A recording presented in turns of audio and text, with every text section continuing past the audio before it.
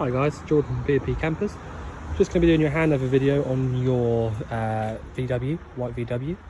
So we start under the bonnet. Got the air filter, or air box over here on the left hand side. Brake fluid here attached to the servo down the back. We've got your power steering fluid here at the front. Engine oil, you can check from the dipstick just here at the front. And the engine oil, you actually fill it up from this just here. Washer fluid goes in this reservoir here at the top, which leads down to the back there, and then you got your engine coolant here. So that's there between this minimum and maximum line, and it's a nice pink colour. Your engine battery sits under this little cover here, and I'll slide that in properly in a minute. But yeah, that's where that goes. So I'll just show you your actual bonnet release is just inside the driver's door, just here. And so the lights are over here on the right hand side. Washers and washer fluid and wipers on the right. Indicators and flashing full beam on the left. 5-speed manual gearbox. Reverse is lift up on the back and over and up to the top left. Singled in head unit Alpine. You've got your heater control there, so that temperature setting, fan settings, fan speed setting in the middle, and the fan setting as to where it goes on the right. These little things here are what you need to undo to get your roof up. So they're just basically sort of tightened up quite tight so that it won't move when you're driving. But you need to take these out, so you need to undo this little sun visor to get that out. But that's how you get your roof to go up. There is also a couple at the back as well. But yeah, so that's all there is to show you in the cab, I think. Also you've got a couple of bits here which go through and tell you the tyre sizes and the kind of the pressures that they need and all that kind of stuff. Just so you know. Right, so just here is your diesel filling point. So the reason it's not got a key to go into the actual cap itself is because you actually have to have the door unlocked and open before you can actually take it out anyway. So you take that out there, and then I think that sits in there or something, but it will hang anyway. Yeah, just tighten that back up. Yes, like I said, if you had this door shut, you can't physically open it anyway, so you need to have it unlocked to be able to open it. So that's why there's no key there.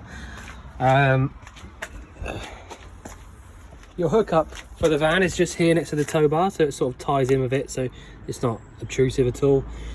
So if you want to use your plug sockets in the van, you need to hook up from this little point here, whether you're on a campsite or at home or wherever. Yeah, that's where you do that. Bit of storage under the bed just here with a few bits inside it. That's your screens for the front windscreen. In this cupboard here is your leisure battery, so you've got an 85 amp hour or an 80 amp hour battery in there. Actually, I think it's 75.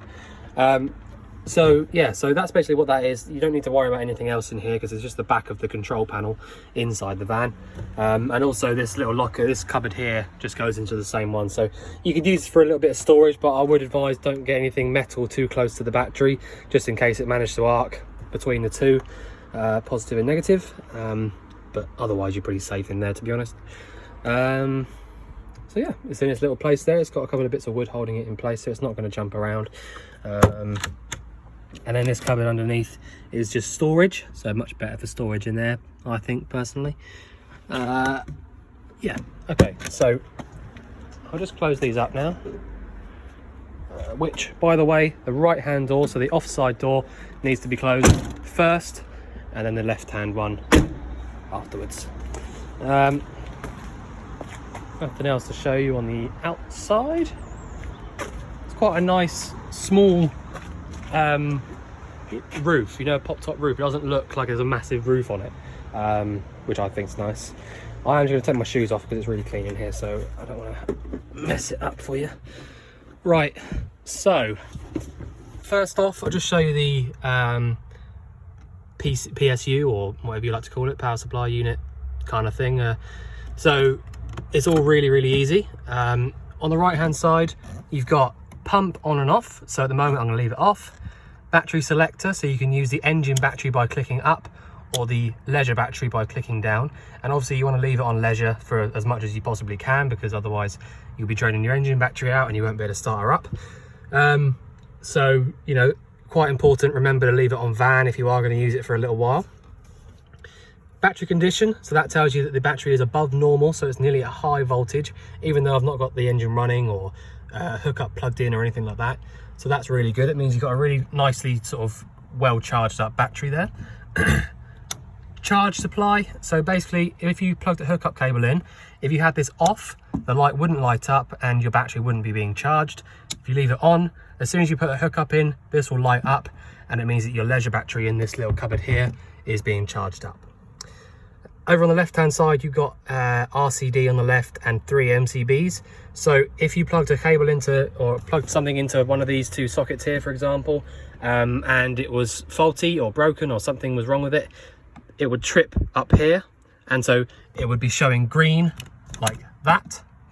And if it's showing green, that means it's off. If it's showing red, that means it's on. And so just check that all 4 of those are in the up position. So that's that. You've got a couple of lights here, basically, just that light above your head, a couple of switches. Like I said, you've got your plug sockets there, a little bit of storage underneath here. And then under here, we should have your, okay, so there you go, you've got your gas. So there's a butane bottle, so it's probably a 3.9 kilo. Jack and wheel braces in there as well. Your freshwater tank is also in here. So you've got these 2 wires here, which are basically plugged in together for a little submersible pump which sits inside the tank. So when you want to come to fill it up or empty it out, unscrew this cap from the top and then basically just pull the pump out and then pull the tank out. And once you've done that, you can sort of go ahead and do whatever you like, fill it up, empty it out, whichever. To turn this bottle on, you want to turn it around to the left, anti-clockwise, until you can't turn it any further.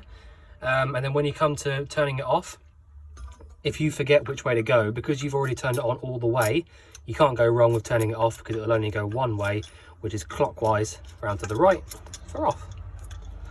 Now this cable looks like looks like it's been replaced anyway by us. Just 2019 dated, so you've got till 2024 to replace that. September, I think. Yep, September. So you don't have to worry about that for a little while.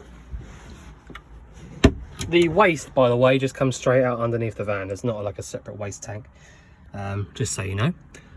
Right, so your fridge is 240 volt. So basically when you've got a hookup cable plugged into the thing, you'll be able to use it on mains. So that is this one on the right hand side. So if you turn that on, that'll start getting cold as soon as you put your hookup cable in, or leave it off, but then just turn it on whenever you're going to use it. And then on the left hand side here, you've got your 12 volt as well, so that's when your engine's running. So that won't get the fridge cold on its own. You need to get the fridge cold first via the mains, and then go over here to the 12 volt side when your engine's running only. All right, so I showed you where the little lugs are to unscrew to get your roof up already. So all you got up here, pretty standard really, is your tap. So as long as you got your pump switch on up there and the main van switch down, you'll be able to use this. And then the only other thing is you've got this here. So this is your 2-burner hob, piezo igniter here, so that'll ignite, make the arc there between the igniter and the thing there. That'll just be by pushing the button down. And then obviously this left hand one here will let the gas through for the left hand one, and the right hand one for the right hand one. So all you've got to remember with these is they've got thermocouples on them. So that's a little prong of metal at the back. And all that does is you don't have to do anything, but basically what it means is when you light any of them up, either of them up, the thermocouple will notice that there's burning gas coming through, so it's hot gas. And then as soon as the flame goes out, or the wind blows it out, or someone blows it out, the thermocouple will notice that there's no more gas coming through, or there's no more burnt gas coming through, sorry. and then once it realizes that, it will stop any excess gas from coming through. It'll probably take a few seconds to realize, but once it does realize, it will shut it off straight away. All right, so they would have been checked as part of the hab check, and they're working as they should. All right, so handbrakes there in the middle. So if I just pop those down now, and down like that, you've got curtains across the windows, which is nice. And then a bit of storage underneath the bed here. So, and you've got your little your table here. So these little hooks there, they hook onto these. All right, so either one of these, wherever you want the table to be, obviously depending on which seats you're sitting at or how far out they are and all that kind of stuff. So yeah, so that's where the table is. It's a standalone kind of table. So you know, it's not like a pole that you have to put in the floor, but you do have to hook it onto these. And yeah, I mean, you can drive around with them still up. You don't have to put them away, but you know, it just depends how erratic your driving is. You've got a little, well, I say a little, the VW original handbook there, which we'll leave just in here, and your porta potty toilet is just in here as well. I'll leave that there so you can see it when you turn up to pick the van up. But yeah, I think that's about all I can show you, to be honest. I mean, the main things are really clockwise round to the right to turn the gas bottle off, anti-clockwise round to the left to turn it on, turn it off before you start driving, plug your hook up in if you want to charge your battery up, and use your sockets, and use van instead of car on the battery selector. And yeah, I think that's about it. So if you think I've missed anything out or you want to go over anything, then just let us know. But otherwise, I look forward to seeing you soon to collect your van. Thanks very much.